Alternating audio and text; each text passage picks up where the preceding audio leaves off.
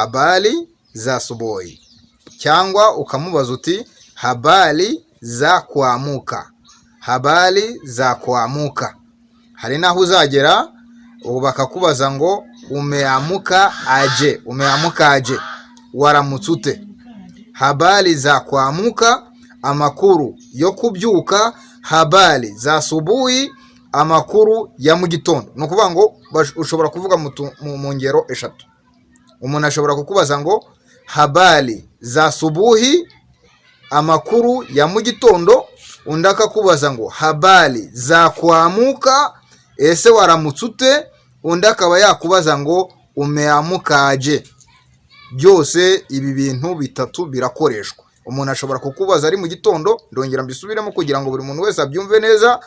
Habari za asubuhi, habari za asubuhi, amakuru ya mu gitondo. Ubundi buryo ashobora kukubaza ngo habari za kuamuka, waramutse ute, amakuru ya mu gitondo, amakuru yo kubyuka, wabyutse ute.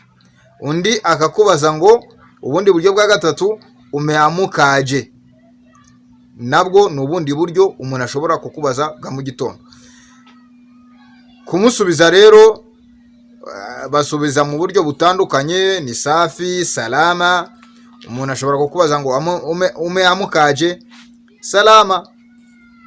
Abenshi usanga wenda nka Tanzania, igiswahili cya Tanzania, abenshi bakunda kuvuga ati umeamuka aje, salama alhamdulillah, ni safi, ni poa.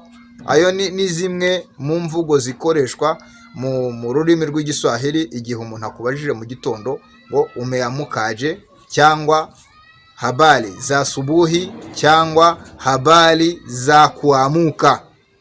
Mu kindi gihe gisanzwe atari mu gitondo, umuntu ashobora kukubaza ngo habari, ukamusubiza uti habari abakubaje ngo amakuru ki. Habari yako, habari yako. Salama na mahoro, habari yako. Muzuri ni meza. Izo ni zimwe mu mvugo zikoreshwa mu gusuhuza. No kuvuga ngo aka episode kacu, ikintu cyambere tugomba kumenya no tutuntu dutatu uburyo umuntu ashobora kuba yakubazamo amakuru yawe ya mu gitondo. Habari za asubuhi, habari za kuamuka, cyangwa akakubaza ngo umeamuka aje.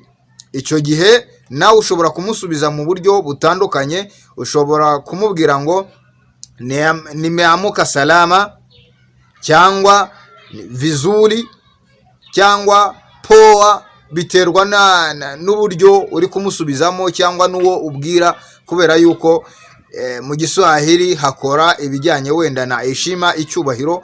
Uburyo usubiza umuntu w'umunyacyubahiro, n'uburyo usubiza umuntu musanganwe nk'abajama, n'uburyo usubiza wenda kama mama yako, nka mama wawe cyangwa papa wawe, buratandukanye. Tuzagenda tubyiga rero, ntuzacike intege zo gukurikira ibiganiro byacu bya buri munsi kuri Nuru TV. Ciao ciao.